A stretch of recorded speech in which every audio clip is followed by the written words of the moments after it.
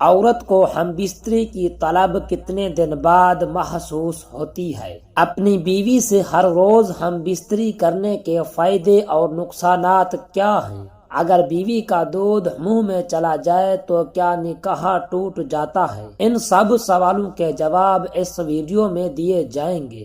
آپ سے گزارش ہے کہ اس ویڈیو کو مکمل دیکھیے گا۔ بسم اللہ الرحمن الرحیم۔ السلام علیکم ورحمۃ اللہ۔ محترم ناظرین، جماع کا فطری طریقہ تو یہی ہے کہ عورت نیچے ہو اور مرد اوپر رہے، چنانچہ سارے حیوانات اسی فطری طریقے پر عمل کرتے ہیں، اور قرآن پاک کی ذیل کی آیت میں بھی یہی طریقہ نہایت لطیف اشارے میں بیان کیا گیا ہے۔ حضرت سیدنا امام محمد غزالی رضی اللہ تعالی عنہ روایت کرتے ہیں کہ حضور اکرم صلی اللہ علیہ وسلم نے ارشاد فرمایا، مرد میں یہ کمزوری ہوتی ہے کہ جب مباشرت کا ارادہ کرے تو بوسو کنار سے پہلے جماع کرنے لگے، اور جب انزال ہو جائے تو صبر نہ کرے اور فوراً الگ ہو جائے کہ عورت کی حاجت پوری نہیں ہوتی۔ انزال ہونے کے بعد فوراً عورت سے جدا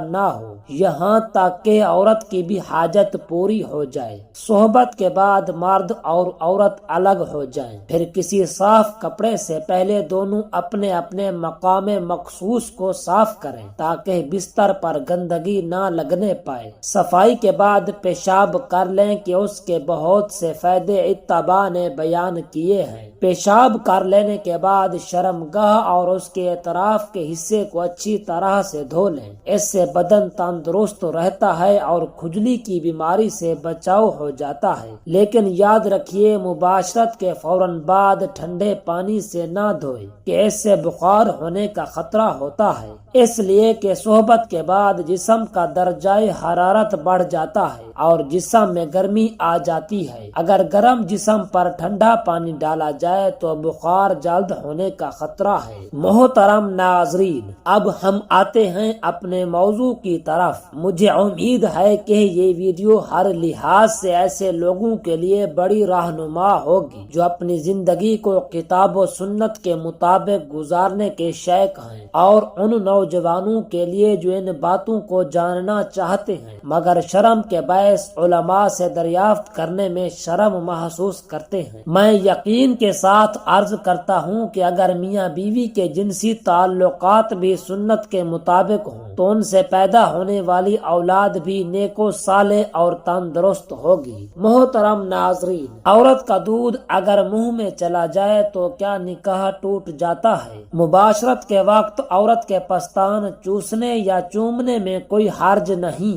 لیکن خیال رہے کہ دودھ حلق میں نہ جائے۔ اگر حلق میں دودھ آ گیا تو فوراً تھوک دے۔ جان بوجھ کر دودھ پینا ناجائز و حرام ہے۔ صحبت کے وقت اپنی بیوی کے پستان منہ میں لینا جائز ہے، بلکہ اچھی نیت سے ہو تو ثواب کی امید ہے۔ ہاں، اگر عورت دودھ والی ہو تو ایسا چوسنا نہ چاہے جس سے دودھ حلق میں چلا جائے، اور اگر منہ میں آ جائے اور حلق میں نہ جانے دے تو حرج نہیں کہ عورت کا دودھ حرام ہے، نجس نہیں۔ کچھ لوگوں میں یہ غلط فہمی ہے کہ دوران جماع اگر عورت کا دودھ مرد کے منہ میں چلا گیا تو عورت مرد پر حرام ہو جاتی ہے اور خود بخود طلاق واقع ہو جاتی ہے۔ یہ بات غلط ہے، اس کی شریعت میں کوئی اصل نہیں۔ مرد نے اپنی عورت کی چھاتی چوسی تو نکاح میں کوئی خرابی نہ آئی، چاہے دودھ منہ میں آ گیا ہو بلکہ حلق سے اتر گیا ہو، تب بھی نکاح نہ ٹوٹے گا، لیکن حلق میں جان بوجھ کر لینا جائز نہیں۔ اگر اس نیت سے مباشرت کرے گا تو ثواب پائے گا۔ شریعت مطہرہ نے ہر عورت میں اعتدال کو پسند کیا ہے۔ اب سوال یہ پیدا ہوتا ہے کہ جماع کے معاملہ میں اعتدال کا پیمانہ کیا ہو؟ اس بارے میں سماع کی رائے ہے کہ ہر وہ خواہش جماع جس کا محرک کوئی خارجی شے مثلاً حسین و جمیل عورتوں کا نظارہ، فحش باتیں، عریاں عورتوں کی تصویروں کو نہ دیکھنا ہو، بلکہ حقیقتاً جماع کا تقاضا ہو اور فریق ثانی بھی آمادہ ہو، تو ایسا جماع سکون و نشاط کا سبب ہوتا ہے۔ اس کے برخلاف جماع کرنے سے کمزوری پیدا ہوتی ہے ایک صحبت کے بعد دوسری صحبت میں کتنا وقفہ ہو۔ حد سے زیادہ مباشرت کرنے سے مرد اور عورت دونوں کے لیے نقصان ہے، بالخصوص زیادہ صحبت سے مرد کی صحت پر زیادہ اثر پڑتا ہے۔ صحت کی کمزوری پھر طرح طرح کی بیماریوں کا باعث بنتی ہے۔ اکثر شہوت پرست عورتوں کے شوہر مسلسل مباشرت کی وجہ سے اپنی صحت کھو بیٹھتے ہیں، اور صحت کی کمزوری کی وجہ سے جب وہ عورت کی پہلے کی طرح خواہش کی تکمیل نہیں کر پاتے،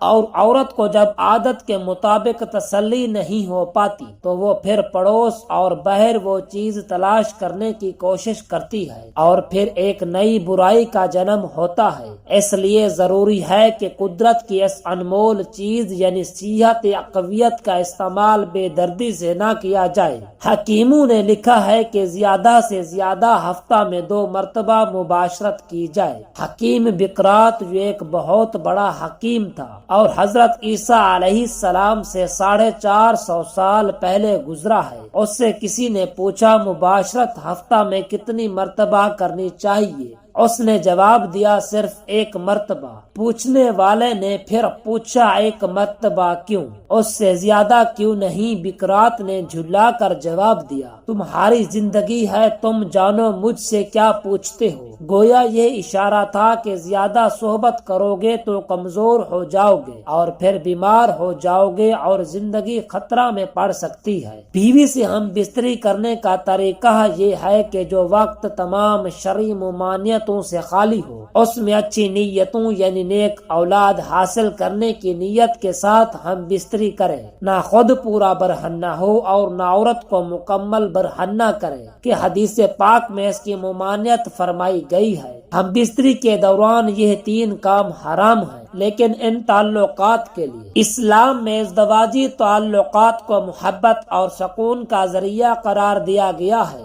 لیکن ان تعلقات کے لیے کچھ حدود بھی مقرر ہیں۔ حیا اور فطری طریقوں کی پابندی ازدواجی زندگی کو برکت اور پاکیزگی عطا کرتی ہے۔ خاوند اور بیوی سے متعلق کچھ معلومات آپ کے سامنے پیش کرنے جا رہا ہوں۔ تمام دوستوں سے گزارش ہے کہ میری ویڈیو کو مکمل دیکھیے گا۔ محترم ناظرین، آپ سے بیوی کے تعلقات میں کچھ ایسے ایمان ہیں جن کو ہم معمولی سمجھتے ہیں جو شریعت میں سنگین جرم ہیں۔ کبھی کبھار لگتا ہے یہ بے حیائی کی باتیں ہیں، لیکن یہ بے حیائی نہیں ہے، بلکہ یہ شریعت کا علم ہے جس کا ہمیں پتہ اور معلوم ہونا چاہیے کہ ہم بستری کس طرح کی جائے اور ہم بستری کا اسلام میں طریقہ کار کیا ہے۔ اسلام میں ازدواجی تعلقات کو پاکیزگی اور محبت کے ساتھ انجام دینے کا حکم دیا گیا ہے۔ شوہر اور بیوی کے درمیان ہم بستری کے دوران کچھ اعمال حرام قرار دیے گئے ہیں تاکہ تعلقات حدود شرع کے مطابق رہیں۔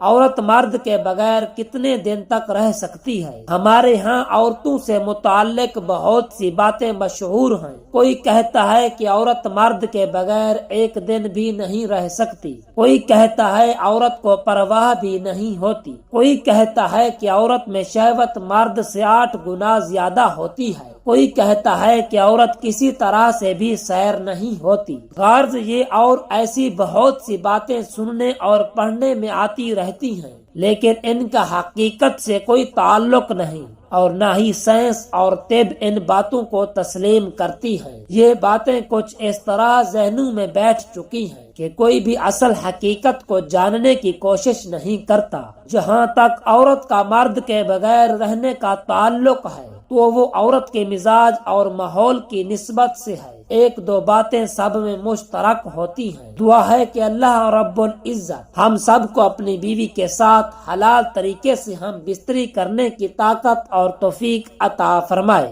آمین ثم آمین۔ جزاک اللہ۔